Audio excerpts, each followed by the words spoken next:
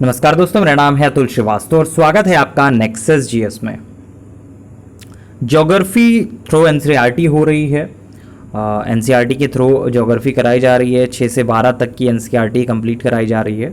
तो उसमें आज लेक्चर नंबर 3 है और आज का जो टॉपिक है वो पृथ्वी की गतियाँ हैं। तो पृथ्वी की गतियों से रिलेटेड जितने भी क्वेश्चन आपके एग्जामिनेशन में पूछे जा सकते हैं उन सारी क्वेश्चंस पर हम लोग बात करेंगे। क्या क्या प्रश्न हैं जो पूछे जा सकते हैं।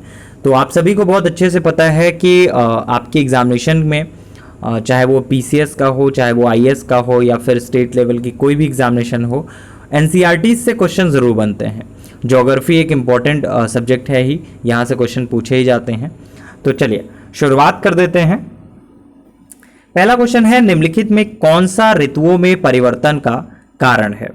तो बहुत इजी क्वेश्चन है, निम्नलिखित में से कौन सा ऋतुओं में परिवर्तन का कारण है। 4 ऑप्शंस हैं आपके सामने। सूर्य के चारों ओर पृथ्वी की स्थिति में परिवर्तन। सेकंड ऑप्शन है पृथ्वी का गुरुत्वाकर्षण बल। थर्ड ऑप्शन है चंद्रमा का पृथ्वी के चारों ओर स्थिर कक्षा में परिक्रमण। और फोर्थ ऑप्शन है उपयुक्त सभी। तो इसका जो पहला ऑप्शन होगा वो सही होगा। देखिए, सामान्यतः एक वर्ष को गर्मी, सर्दी, बसंत और शरद ऋतुओं में बांटा जाता है। ऋतुओं में परिवर्तन जो है वो सूर्य के चारों ओर पृथ्वी की स्थिति में परिवर्तन के कारण होता है। तो ऑप्शन क्या सही होगा? ऑप्शन नंबर ए सही होगा। पहला ऑप्शन इसका सही होगा। जो क्वेश्चन आपको ना रहे हो उसको आपको सही करना है। और इस जो आपका पर्टिकुलर जो क्विज है उसका अगर आपको पीडीएफ चाहिए तो वो हमारे टेलीग्राम चैनल पर मिल जाएगा। नेक्सस जीएस का टेलीग्राम चैनल आप ज्वाइन कर लीजिए, वहाँ पे क्विज डेली होती है और इसके थ्रू आप क्विज भी प्राप्त कर सकते हैं। चलिए नेक्स्ट क्वेश्चन पे आ जाते हैं। नीचे दिए कथनों पर विचार करिए। पहला कथन क्या है? पृथ्वी का अपने अक्ष पर घूमना घूर्णन कहलाता है। और सेकंड है पृथ्वी की सूर्य के चारों ओर एक स्थिर कक्षा में गति को परिक्रमण कहते हैं। अब क्या सही है क्या गलत है इसके बारे में बात करें। देखिए, पृथ्वी जो है अपने अक्ष पर निरंतर घूमती रहती है और लगभग 24 घंटे में एक चक्कर पूरा करती है। इसे घूर्णन कहते हैं। सूर्य के चारों ओर एक स्थिर कक्ष में पृथ्वी की गति को परिक्रमण कहते हैं और इस परिक्रमा को पूरा करने में लगभग 365 दिन 6 घंटे लगते हैं। तो फिलहाल क्या कहा जाए, दोनों ही कथन आपके सत्य हैं। तो कौन सा ऑप्शन सही होगा? थर्ड ऑप्शन सही होगा, मतलब 1 और 2 दोनों ही सही हैं। नेक्स्ट पॉइंट पे आ जाते हैं। लीप वर्ष मतलब अधिवर्ष में कितने दिन होते हैं? देखिए, पृथ्वी को सूर्य की एक परिक्रमा पूरी करने में लगभग 365 दिन 6 घंटे लगते हैं और सुविधा के लिए हम वर्ष में 365 दिन गिनते हैं और 6 घंटे का समय छोड़ देते हैं। इस प्रकार 4 वर्ष में 24 घंटे अर्थात 1 दिन का अंतर हो जाता है और इस अतिरिक्त दिन को फरवरी के महीने में जोड़ा जाता है और इसी प्रकार प्रत्येक चौथे वर्ष फरवरी माह 28 के बदले 29 का होता है और इस प्रकार हर चौथा वर्ष 366 दिनों का होता है और इसे ही लीप वर्ष कहते हैं। ठीक है, तो ऑप्शन क्या सही होगा? 366 दिन, 366 डेज, मतलब सेकेंड ऑप्शन इसका सही होगा। चलिए नेक्स्ट पॉइंट पे आ जाते हैं। प्रदीप्ति वृत्त किसे कहते हैं?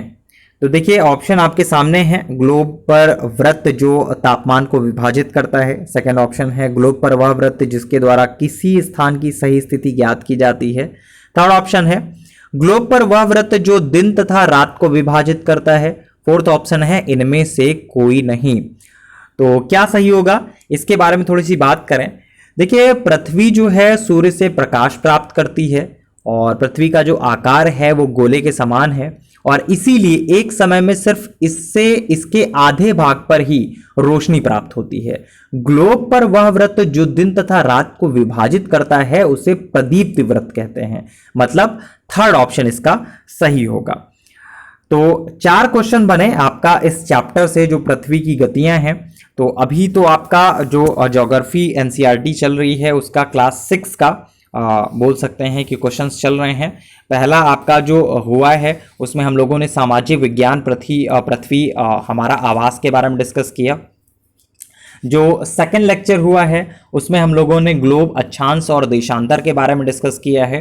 ठीक है, तो अब धीरे धीरे आपका इसी तरह से ये चीज़ें आगे बढ़ेंगी। जब आपका 6 कंप्लीट हो जाएगा तो 7th के जो ज्योग्राफी के क्वेश्चंस हैं वो स्टार्ट किए जाएंगे, फिर 7th के, 8th के, 9th के, 10th के, 11th के, 12th के सारे आपके करा दिए जाएंगे जो क्वेश्चंस बन सकते हैं आपके एग्जामिनेशन में।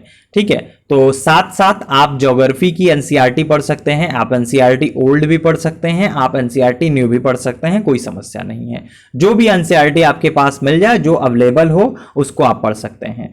तो ये था आपका 3rd चैप्टर, जहां से आपसे रिलेटेड जो क्वेश्चंस बनाए गए ऑलमोस्ट आपका 3 क्वेश्चंस बनाए गए, सॉरी 4 क्वेश्चंस आपके बनाए गए, बन तो और भी सकते थे लेकिन आपके एग्जामिनेशन के पॉइंट ऑफ व्यू से बनाने की कोशिश की गई, तो 4 क्वेश्चंस आपके टोटल बने। और चैप्टर का नाम क्या था? पृथ्वी की गतियां। तो फिर से मैं रिपीट कर देता हूं, नेक्सस जीएस पे डेली क्विज के माध्यम से क्वेश्चंस दिए जाते हैं टेलीग्राम चैनल पर, उसको भी आप ज्वाइन कर सकते हैं, नेक्सस जीएस का टेलीग्राम चैनल। उसके लिए नेक्सस जीएस के फेसबुक प्रोफाइल पर आपको हमारा टेलीग्राम चैनल का लिंक मिल जाएगा, और YouTube चैनल का जो कमेंट बॉक्स होता है उसमें जो पहला कमेंट होता है वो पिन कर दिया जाता है हमेशा, और उसमें हमारा जो टेलीग्राम चैनल है उसका लिंक आपको मिल जाएगा। तो बहुत ईजिली आप उसको ज्वाइन कर सकते हैं, और नेक्सस जीएस के YouTube चैनल को सब्सक्राइब कर लीजिए। हाँ, इसके पहले के जो 2 वीडियोस हैं, नेक्सस जीएस का जो geography NCERT through question 6 to 12 पहला और सेकंड 2 लेक्चर्स हैं, और इन दोनों लेक्चर्स को प्लेलिस्ट में डाल दिया गया है ज्योग्राफी एनसीईआरटीज के नाम से। तो नेक्सस जीएस की जब यूट्यूब चैनल पर जाएंगे तो वहां पे आपका ज्योग्राफी एनसीईआरटी ये आप टाइप करोगे तो बहुत इजीली आपको पूरी की पूरी प्लेलिस्ट मिल जाएगी। चलिए फिलहाल के लिए इतना ही, थैंक यू सो मच।